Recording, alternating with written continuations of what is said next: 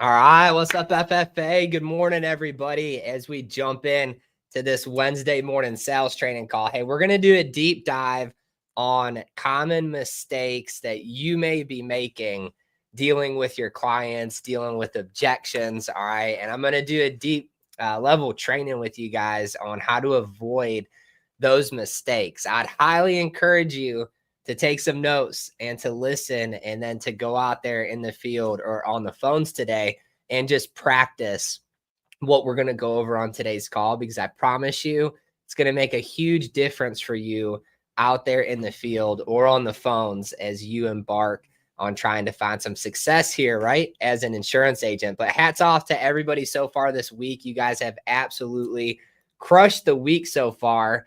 And it's just, you guys are not letting up. Here we are. It's July 30th. We're about to wrap up the month of July. It's shaping up to be another record month as an agency, and August is on par to be even better, right? So can't wait to see where we finish this year up at, as we pretty much crossed the halfway point here. So guys, super excited as an agency. Hats off to all of you for just setting a new pace and setting the wave, setting the momentum up. So without further ado, guys, I want you guys to go to the agency chat and drop where you're sitting at so far for this week, so we can give you some praise and some acknowledgement there in the agency chat as we kick off this Wednesday morning. So without further ado, let's jump in to the training on today's call. So don't make these mistakes, guys. Your job as an agent, all right, is to perfect this craft. And check it out. There's some things that you can control as an agent, and there's some things that you cannot control. All right. And if you want to find success, if you want to enjoy and have fun in this business, you got to be a perfectionist, right, at what you can control. Okay. You can't control your client's mood. You can't control their health, how much they can pay for the insurance. You can't control a lot of variables, but there are some things that you can control, and making mistakes and handling objections is one of those. So let's jump into this training, guys. What we're going to do, we're going to go line by line with some of the most common objections that I've seen you guys running into, that I know I've ran into.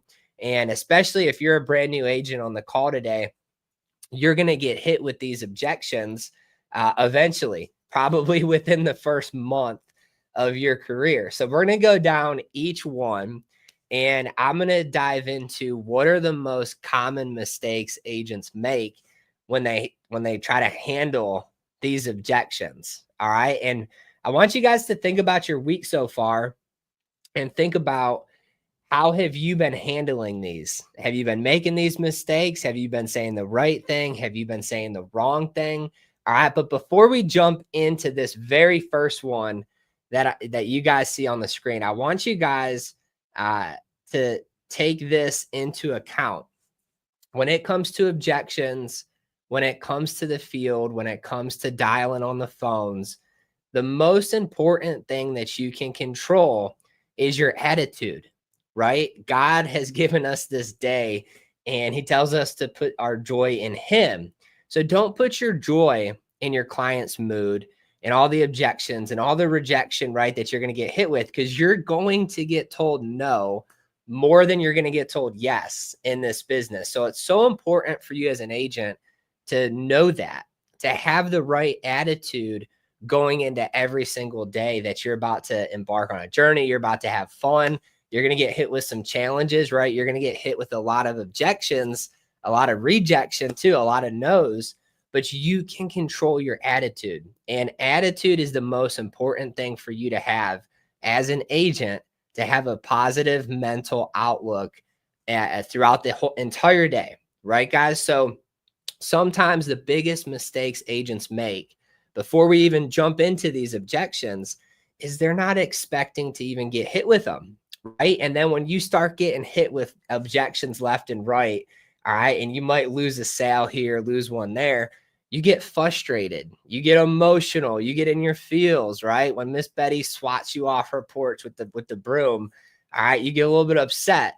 That's the worst mistake that you can make as an agent. Every single no that you get, every objection that you get takes you one step closer to finding the client that God has actually put in your path for that day that desperately needs your help. So you got to have the right servant driven, positive attitude going into every single day if you want to do good. So that's the first mistake, guys. Don't make that mistake. Don't let the objections and the rejection dictate your happiness, your mental positivity, right? Because you got to be in control of that as an agent. So before we jump into those objections, I wanted to hit on that one point.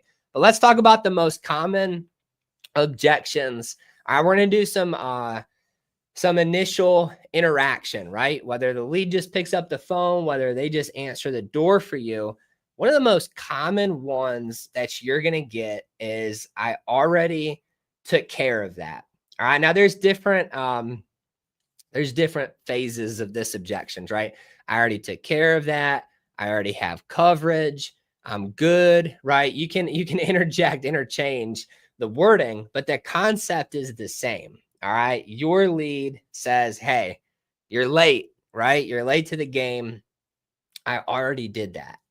Guys, this is a trap. All right. And if you're not careful, you're going to walk right into this trap and walk right away from that lead without any sale. And I used to hate this objection because when I was brand new, I thought they were telling me the truth. I thought, okay, well, they're good, right? High five them, move on to the next one. This is my favorite objection. This objection now being experienced when I get it, I know it's about to be a big house. I know it's about to be a big sale. And I pretty much I love it, right? If they tell me this at the door, my favorite objection to get is this one right here at the door. Used to be my least favorite, but now it is my absolute favorite. So I already took care of that. Guys, let's talk about the trap that agents walk right into. The minute a client says this, all right, you jump right into, well, what carrier do you have? When did you do it? Right? You start asking them questions about what they have. And what you're doing in this trap is you're essentially, all right, picture like when you met your significant other. All right. If picture for all of you married folks out there, picture the very first time you met. If you just proposed, what would she have said? She probably would have told you you're crazy, right? I might have actually, somehow this worked for me and Alicia, but in most cases, the girl would look at you like you're crazy. If you ask her to marry you on your first date, that's exactly what you're doing when they hit you with, I already took care of that. And you jump right into, well, what carrier do you have? Right? Guys, they don't know you. They're not going to tell you their personal business at the door. And what happens is you have a little 5-minute mini presentation, either, initially on the phone or at the door, and then you're gone. Right? So don't fall for this trap of asking them what they have, what carrier, how much are they paying. Guys, all of these things, you are shooting yourself in the foot so hard as an agent if you're jumping into that stuff at the door or the initial conversation on the phone. So if they hit you with, I already took care of that, guys, you want to praise them for doing that. Okay. Somebody who tells you, oh, I already handled that, that tells you they get stuff done, right? They're probably an A-type personality. They're, they like being in charge. You don't want to confront that by walking into the trap of being like, well, you might have made a mistake. How much are you paying? You might be paying too much, right? That's amateur style selling. You want to praise them for that. Oh, Mr. Jack, you already took care of that? Heck yeah, dude. You're going to make my job so much easier now that you already did that.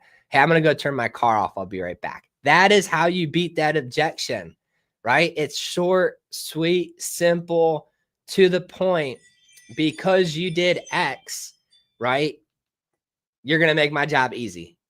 Because you did that, you just made today so much better. I'm so proud of you for doing that.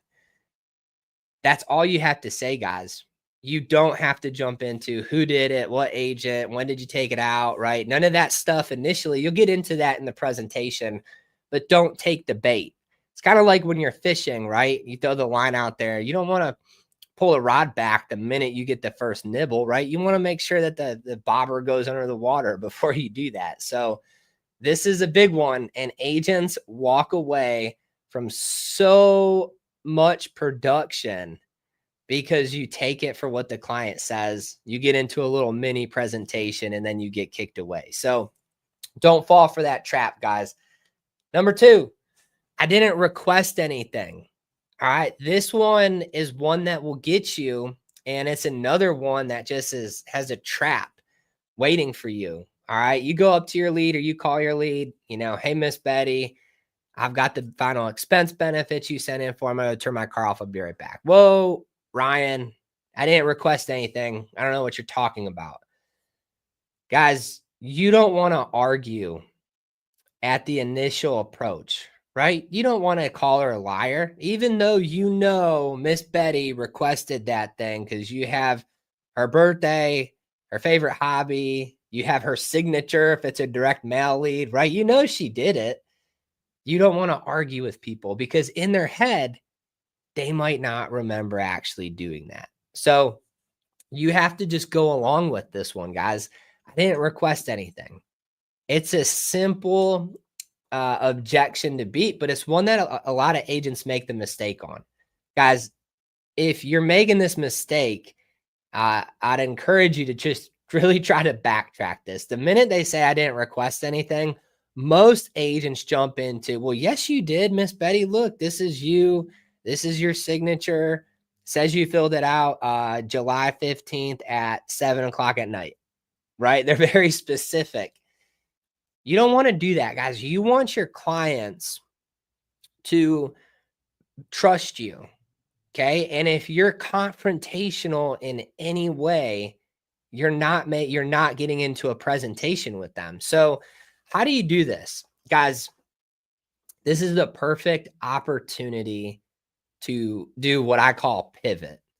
All right. And what I do when somebody hits me with, I didn't request this, whatever, I'm walking up to the door. Let's say we're going to talk about field sales for a minute. I'm walking up to the door and I notice something that client likes. You will always find something that your client's interested in their yard, in their driveway, on the porch, whatever the case is, right? Heck, it could be the road that they live on. You can find something that's going to make them smile, something that's important to them. So let's say I walked up to Miss Betty's door and I noticed her grandkid, there's a bunch of kids' toys. All right. Now, Miss Betty's 75. They're definitely not her kids, but maybe they're her grandkids. All right. I know Miss Betty watches her grandkids, or they're at least there a lot. So she probably loves them, probably loves talking about them. So I've got that ammo in my back pocket. And the minute she says, I didn't request that, I don't even acknowledge it. I pivot. I'm like, Miss Betty, how many grandkids do you have? And I'm using the thing that I know is going to make that person comfortable to talk to me. It's going to make them smile. People like talking about things that they like. Nobody likes talking about insurance, all right? It's not the most, exciting thing in the world. So this is what I pivot. And I talk about their target, that the thing, the trigger, right? That's going to get them opening up. All right. And then the minute we're done chit chatting about the grandkids and she's smiling and we're laughing and whatever, I'm saying, Ms. Betty, look, I know you didn't request this. I don't know how I got your information, but I'm going to go over this with you. I'm going to go turn my car off. I'll be right back. And boom, at that point, they like me. They know me. We've talked for a few minutes and I just do the presentation. Super simple. All right, guys. But if you're an agent and you're trying to get them to realize that they actually did request this, you're falling for the trap, right? You're putting yourself in the pit and you're not going to get out of it. You're going to get told to go home. So make sure you hit that target point. Now, if you're a telesales agent, obviously you can't see nothing that they like, all right? You got to pivot on the phone. So if I didn't request anything, you should generally know where the person lives that you're calling, right? Because it's a lead. So you should be kind of going into that phone call with some updated news about that area, the weather in the area, whatever it is. And I'm going to use that as my pivot point for to small talk for a little bit when they say this. But don't fall for the trap of saying, "Oh, yes, you did, Miss Betty. You know, you did do this. It's right here." You know, it doesn't work. Even if Miss Betty knows she did it, it does not work. So make sure you have that trigger, all right, loaded up, that you're going to be able to pivot to if they hit you with this one. All right, let's talk about the next one. This is for all my door knockers out there. Somebody came by last week. All right, or if you're a telesales agent, you could even say, I took out insurance last week. Guys, this one used to be one that I just did not believe. You know, I'd never, there weren't enough agents, you know, that I believe that somebody had just come out there last week. So I still don't really believe it. The likelihood of somebody going to your lead's house like yesterday or last week is extremely unlikely. So you have to know that in the back of your head. But let's just say that it's true. Somebody did come by last week. This objection, guys, tells you nothing. It's not even a real objection, but you as an agent sometimes make it one. All right. Because if Miss Betty says, "Hey, Ryan, somebody came by last week," and I start jumping into, "Oh, okay, Miss Betty, well, did they help you with your insurance?" And she says, "Yes." I just trapped myself. What am I going to do now? Now I got to overcome another objection, which is like the one we just went over of I already took care of it. So don't walk yourself into objections. And I see agents doing this all the time. Somebody came by last week. Well, what company were they with? Right? What did they do? Was it about your Medicare? Was it about your life insurance? Was it about, you know, XYZ? Guys, for all you know, the person that came by last week was the Amazon delivery guy, and Miss Betty doesn't even know who you are yet. Right? So don't walk yourself into a trap. Don't say, "Oh, Miss Betty, you know, what did they do for you?" "Well, Ryan, you know, they fixed my life insurance." Well, now I have nothing, right? Now I'm high-fiving them and walking away because I'm not going to overcome that. Very rarely are you going to overcome that because I walked myself into the trap. Guys, make sure you're not walking yourselves into objections.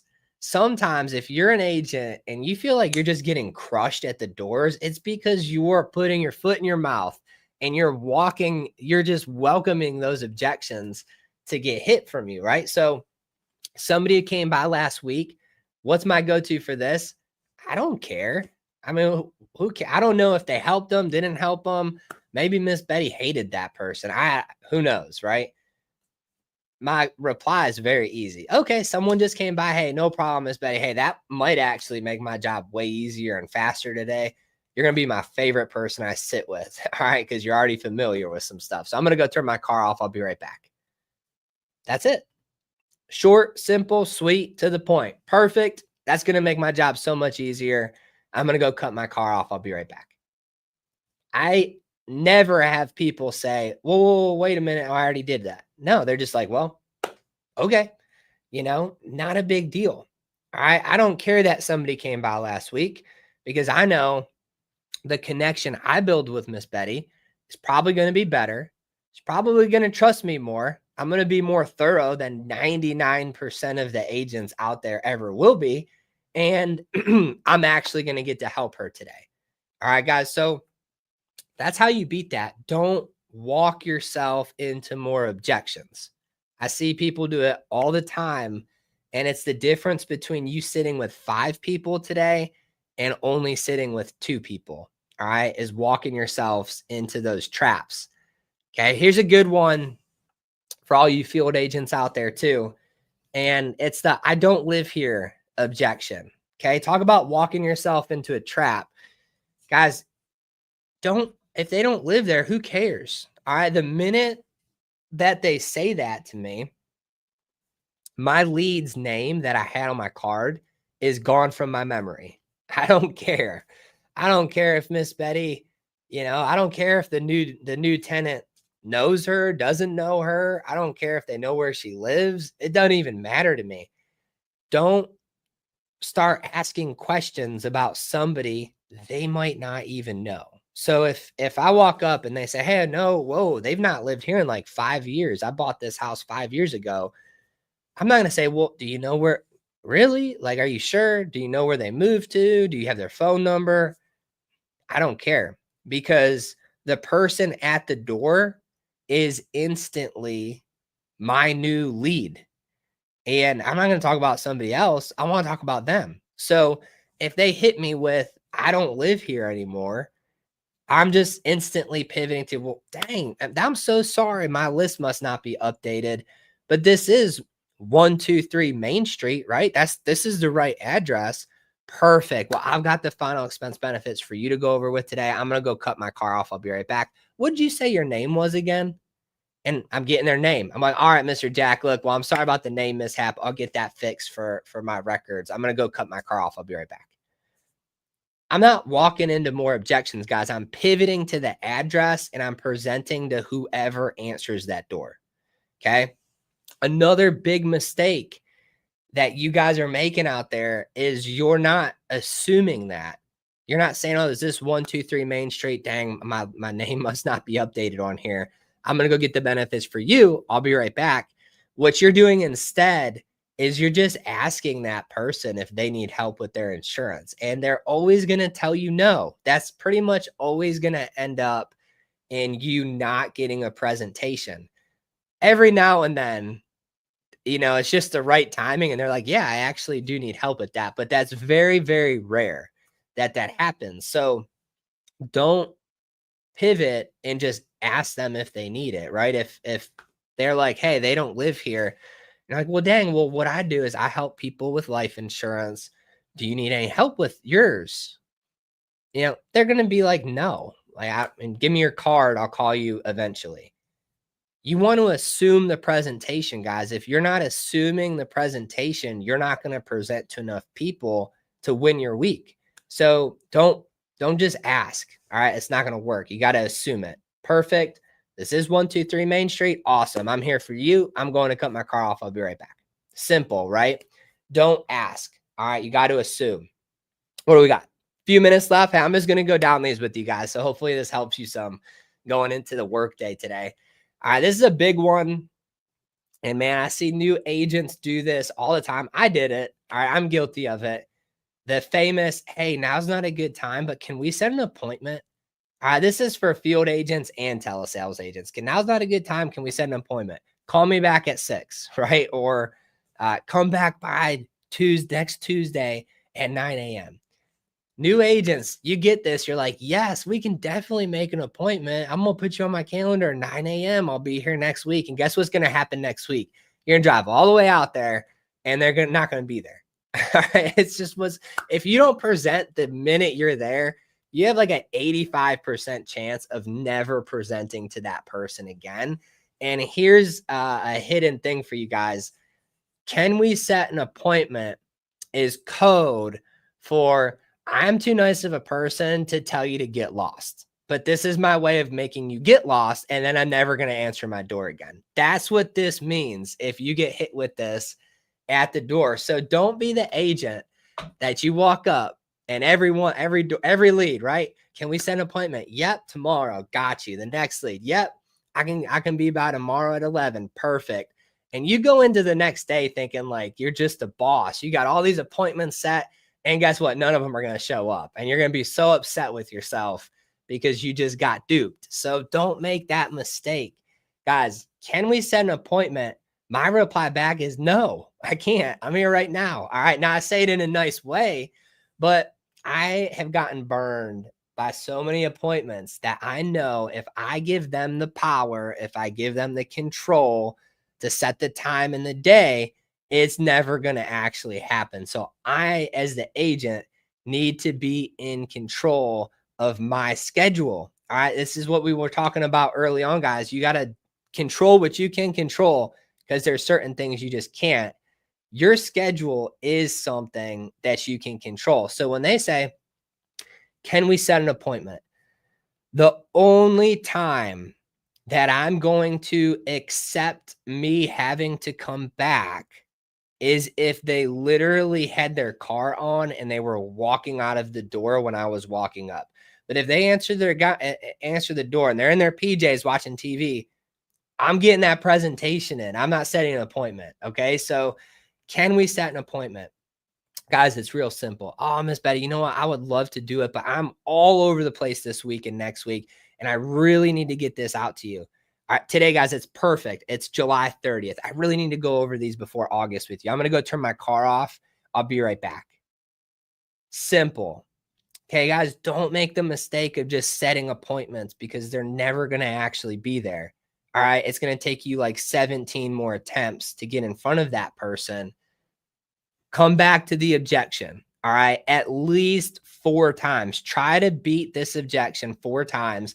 And if they're still like, hey, no, you need to set an appointment, then okay. All right, Miss Betty, I'll be back in the area Friday. I'll be here between 10 and 11. I never set an appointment for a specific time because I want to have a fluctuation. All right. If I'm in another house and it's taking too long, whatever the case is, I always do a time block. I never do appointments at a specific time. So, guys, this objection's a big one, and it's one that it tricks you. And I'll tell you, once you get burned a few times with it, you'll learn real quick. Don't set appointments at the door. All right. And even on the phone, guys, you got to be careful. Telesales agents accepting this. All right. Now, I'll accept it if they're working or whatever, and I got to call them after work. But if they're not, like I'm doing the presentation on the phone because I know when I call them back at 6 o'clock at night, they're probably not going to answer the phone. Okay. So this is a big one, guys. Don't be the agent that just walks around throwing out appointments because you're tricking yourself. You got to overcome that. So, all right, guys, we're about out of time. So I'll wrap it up there for you, but just a simple training call today. There's so many ways of handling objections. There's so many ways of making mistakes as an agent. And you got to be careful, guys, because sometimes if you're an agent who struggles with objections, 90% of the time, it's because you're saying stuff that is opening up more objections. All right. So don't make that mistake. Don't set those traps for yourself. Don't walk into the traps and just have fun with it. Have fun. View it like a game. All right. If you go up to a lead, right, and you can't beat the objection, figure out what you did wrong and then go up to another one, right? Guys, it's like playing baseball, stepping up to the plate with an unlimited amount of at-bats. Eventually, you're going to get to the point where you're a very good hitter. So that's all I got for you guys on today's call. Drop where you're at so far for the week in the agency chat so we can give you guys some shout outs. And let's go have a big day out there today. We'll be back here on Friday.